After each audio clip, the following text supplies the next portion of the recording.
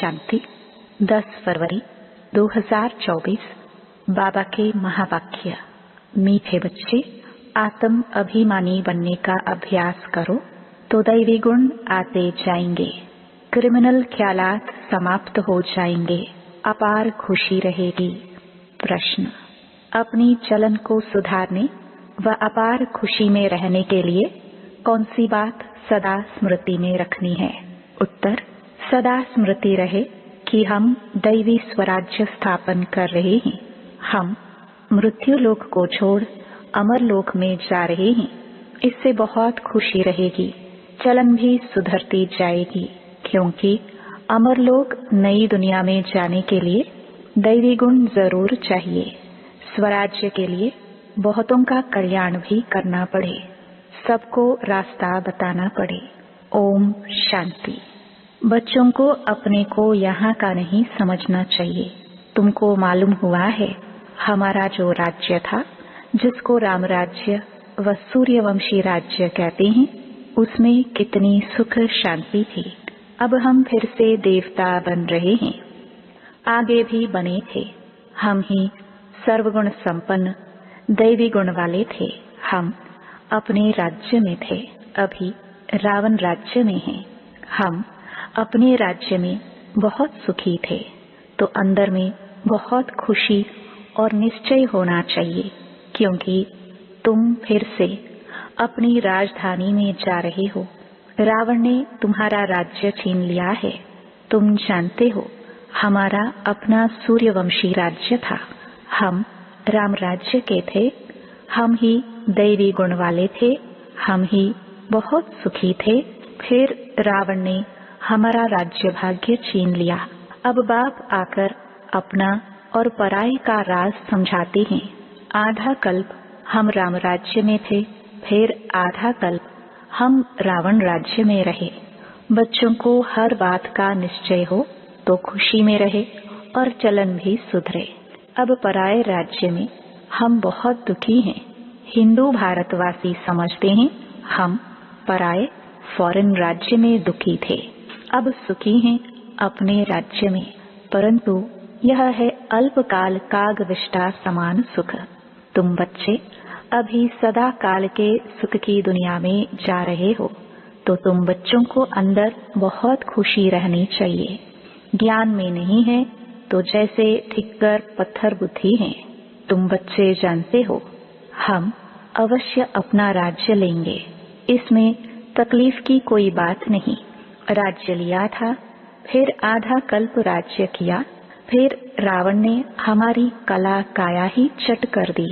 कोई अच्छे बच्चे की जब चलन बिगड़ जाती है तो कहाँ जाता है? तुम्हारी कला काया चट हो गई है क्या? यह है बेहद की बातें, समझना चाहिए। माया ने हमारी कला काया चट कर दी, हम गिरते ही आए। अब बेहद का बाप दैवी गुण सिखलाते हैं तो खुशी का पारा चढ़ना चाहिए। टीचर नॉलेज देते हैं तो स्टूडेंट को खुशी होती है। यह है बेहद की नॉलेज। अपने को देखना है, मेरे में कोई आसुरी गुण तो नहीं है। संपूर्ण नहीं बनेंगे तो सजाए खानी पड़ेगी, परंतु हम सजाए खाए ही क्यों? इसलिए बाप जिससे यह राज्य मिलता है उसको याद करना है। दैवी गुण जो हमारे में थे वह अब धारण करने हैं। वहाँ यथा राजा रानी तथा प्रजा सब में दैवी गुण थे। दैवी गुणों को तो समझते हो ना? अगर कोई समझते नहीं तो लाएंगे कैसे? गाते भी हैं सर्वगुण संपन्न, तो पुरुषार्थ कर ऐसा बनना है।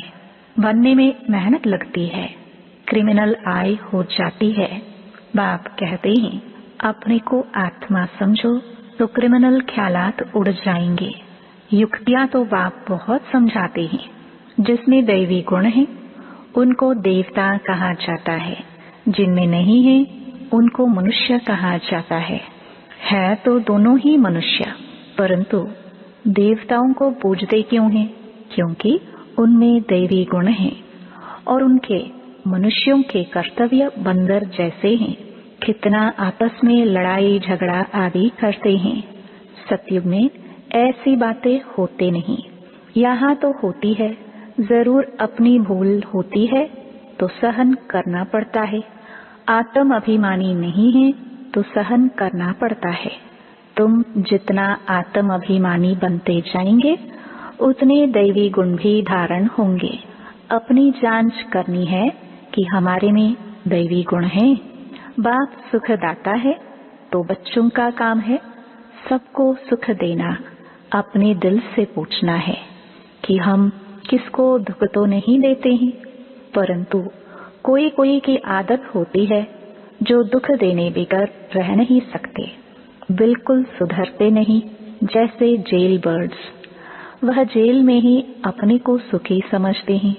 बाप कहते हैं वहां तो जेल आदि होता ही नहीं, पाप होता ही नहीं जो जेल में जाना पड़े।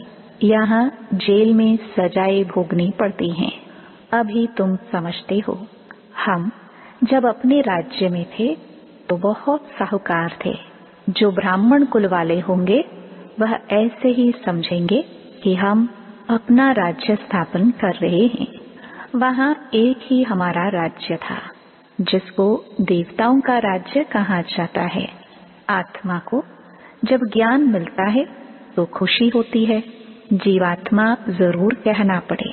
हम जीव आत्मा जब देवी देवता धर्म की थी तो सारे विश्व पर हमारा राज्य था। यह नॉलेज है तुम्हारे लिए। भारतवासी थोड़े ही समझते हैं कि हमारा राज्य था। हम भी सतो प्रधान थे। तुम ही यह सारी नॉलेज समझते हो। तो हम ही देवता थे और हमको ही अब बनना है। भल विघ्न भी पड़ते हैं, परंतु तुम्हारी दिन प्रतिदिन उन्नति होती जाएगी। तुम्हारा नाम बाला होता जाएगा। सब समझेंगे यह अच्छी संस्था है, अच्छा काम कर रहे हैं। रास्ता भी बहुत सहज बताते हैं। कहते हैं तुम ही सतो प्रधान थे, देवता थे, अपनी राजधानी में थे, अब तमो प्रधान बने हो। और तो कोई अपने को रावण राज्य में समझते नहीं है। तुम जानते हो हम कितने स्वच्छ थे, अब तुच्छ बने हैं। पुनर्जन्म लेते लेते पारस बुद्धि से पत्थर बुद्धि बन पड़े हैं। अब हम अपना राज्य स्थापन कर रहे हैं तो तुमको उछलना चाहिए, पुरुषार्थ में लग जाना चाहिए। जो कल्प पहले लगे होंगे वे अब भी लगेंगे जरूर। नंबरवार पुरुषार्थ अनुसार हम अपना दैवी राज्य स्थापन कर रहे हैं। यह भी तुम घड़ी घड़ी भूल जाते हो, नहीं तो अंदर बहुत खुशी रहनी चाहिए। एक दो को यही याद दिलाओ कि मन मना भव। बाप को याद करो जिससे ही अब राजाएं लेते हैं। यह कोई नई बात नहीं है। कल्प कल्प हमको बाप श्रीमत देते हैं जिससे हम दैवी गुण धारण करते हैं, नहीं तो सजाए खाकर फिर कम पद लेंगे। यह बड़ी भारी लॉटरी है। अब पुरुषार्थ कर ऊंच पद पाया तो कल्प कल्पांतर पाते ही रहेंगे। बाप कितना सहज समझाते हैं। प्रदर्शनी में भी यही समझाते रहो कि तुम भारतवासी ही देवताओं की राजधानी के थे, फिर पुनर्जन्म लेते लेते सीढ़ी नीचे उतरते उतरते ऐसे बने हो। कितना सहज समझाते हैं। सुप्रीम बाप, सुप्रीम टीचर, सुप्रीम गुरु है ना। तुम कितने ढेर स्टूडेंट हो, दौड़ी लगाते रहते हो। बाबा भी लिस्ट मंगाते रहते हैं कि कितने निर्विकारी पवित्र बने हैं। बच्चों को समझाया गया है कि भ्रकृति के बीच में आत्मा चमकती है। बाप कहते हैं मैं भी यहाँ आकर बैठता हूँ, अपना पाठ बजाता हूँ। मेरा पाठ ही है पतितों को पावन बनाना। ज्ञान सागर हूँ। बच्चे पैदा होते हैं, कोई तो बहुत अच्छे होते हैं, कोई खराब भी निकल पड़ते हैं, फिर आश्चर्यवत सुनंती कथनती भागंती हो जाते हैं। अरे माया तुम कितनी प्रबल हो। फिर भी बाप कहते हैं भागंती होकर भी कहाँ जाएंगे। यही एक बाप तारने वाला है। एक बाप है सदगति दाता। बाकी यह ज्ञान को कोई तो बिल्कुल जानते ही नहीं। जिसने कल्प पहले माना है वही मानेंगे। इसमें अपनी चलन को बहुत सुधारना पड़ता है, सर्विस करनी पड़ती है, बहुतों का कल्याण करना है, बहुतों को जाकर रास्ता बताना है, बहुत बहुत मीठी जबान से समझाना है कि तुम भारतवासी ही विश्व के मालिक थे। अब फिर तुम इस प्रकार से अपना राज्य ले सकते हो। यह तो तुम समझते हो। बाप जो समझाते हैं ऐसा कोई समझा ना सके, फिर भी चलते चलते माया से हार खा लेते हैं। बाप खुद कहते हैं, विकारों पर जीत पाने से ही तुम जगत जीत बनेंगे। यह देवताएं जगत जीत बने हैं, जरूर उन्होंने ऐसा कर्म किया है। बाप ने कर्मों की गति भी बताई है। रावण राज्य में कर्म विकर्म ही होते हैं, राम राज्य में कर्म अकर्म होते हैं। मूल बात है काम पर जीत पाकर जगत जीत बनने की। बाप को याद करो, अब वापस घर जाना है। हमको 100% सर्टन है कि हम अपना राज्य लेकर ही छोड़ेंगे, परंतु राज्य यहाँ नहीं करेंगे। यहाँ राज्य लेते हैं, राज्य करेंगे अमरलोक में। अब मृत्यु लोक और अमरलोक के बीच में है, यह भी भूल जाते हैं। इसलिए बाप घड़ी घड़ी याद दिलाते हैं। अब यह पक्का निश्चय है कि हम अपनी राजधानी में जाएंगे। यह पुरानी राजधानी खत्म जरूर होनी है। अब नई दुनिया में जाने के लिए दैवी गुण जरूर धारण करने हैं। अपने से बातें करनी है, अपने को आत्मा समझना है, क्योंकि अभी ही हमको वापस जाना है, तो अपने को आत्मा भी अभी ही समझना है। फिर कभी वापस थोड़े ही जाना है। जो यह ज्ञान मिलेगा वहाँ 5 विकार ही नहीं होंगे। जो हम योग लगाए, योग तो इस समय लगाना होता है पावन बनने के लिए। वहाँ तो सब सुधरे हुए हैं, फिर धीरे धीरे कला कम होती जाती है। यह तो बहुत सहज है। क्रोध भी किसको दुख देता है ना। मुख्य है देह अभिमान। वहाँ तो देह अभिमान होता ही नहीं। आत्म अभिमानी होने से क्रिमिनल आई नहीं रहती, सिविल आई बन जाती है। रावण राज्य में क्रिमिनल आई बन जाती है। तुम जानते हो, हम अपने राज्य में बहुत सुखी रहते हैं। कोई काम नहीं, कोई क्रोध नहीं। इस पर शुरू का गीत भी बना हुआ है। वहाँ यह विकार होते नहीं। हमारी अनेक बार यह हार और जीत हुई है। सतयुग से कलयुग तक जो कुछ हुआ वह फिर रिपीट होना है। बाप अथवा टीचर के पास जो नॉलेज है वह तुमको सुनाते रहते हैं। यह रूहानी टीचर भी वंडरफुल है। ऊंचे से ऊंचा भगवान, ऊंचे से ऊंचा टीचर भी है, और हमको भी ऊंचे से ऊंचा देवता बनाते हैं। तुम खुद देख रहे हो बाप कैसे डीटिज्म स्थापन कर रहे हैं। तुम खुद ही देवता बन रहे हो। अभी तो सभी अपने को हिंदू कहते रहते हैं। उन्हों को भी समझाया जाता है कि वास्तव में आदि सनातन देवी देवता धर्म है और सबका धर्म चलता रहता है। यह एक ही देवी देवता धर्म है जो प्राय लोप हो गया है। यह तो बहुत पवित्र धर्म है। इन जैसा पवित्र धर्म कोई होता नहीं। अब पवित्र न होने कारण कोई भी अपने को देवता नहीं कहला सकते हैं। तुम समझा सकते हो कि हम आदि सनातन देवी देवता धर्म के थे। तब तो देवताओं को पूजते हैं। क्राइस्ट को पूजने वाले क्रिश्चियन ठहरे, बुद्ध को पूजने वाले बौद्धि ठहरे, देवताओं को पूजने वाले देवता ठहरे। फिर अपने को हिंदू क्यों कहलाते हो? युक्ति से समझाना है।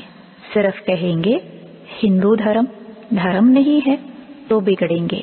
बोलो हिंदू आदि सनातन धर्म के थे तो कुछ समझे कि आदि सनातन धर्म तो कोई हिंदू नहीं है।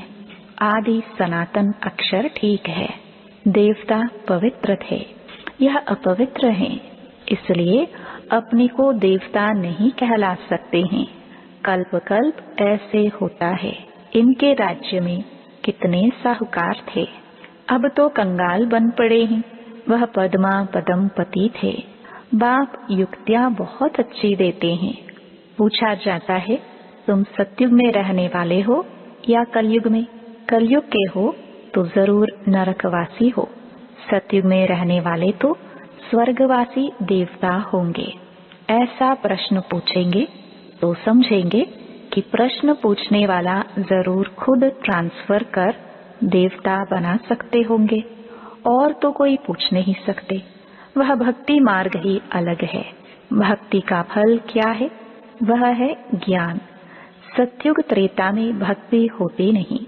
ज्ञान से आधा कल्प दिन, भक्ति से आधा कल्प रात। मानने वाले होंगे तो मानेंगे, ना मानने वाले तो ज्ञान को भी नहीं मानेंगे, तो भक्ति को भी नहीं मानेंगे। सिर्फ पैसा कमाना ही जानते हैं।